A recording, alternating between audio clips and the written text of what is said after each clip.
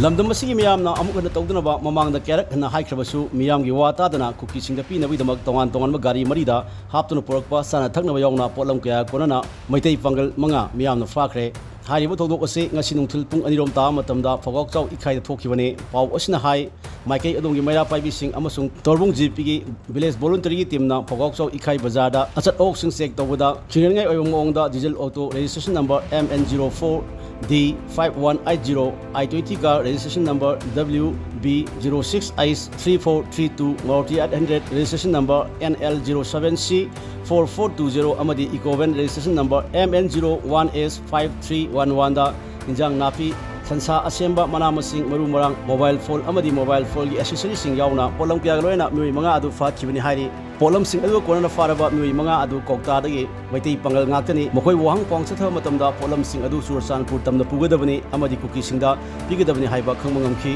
tungda wakhal taminar matungda mioi sing adu tekta kaina thadokibani hairi thadok adu gi matangda torbung Phagatkhre ikhai maning lekai gi maira paibi kethel lakpom kege sanana phongdokibada mamangda su kokta gi mioi kaya Kukishingda pot pinaba honaramadi फाखिब लेरे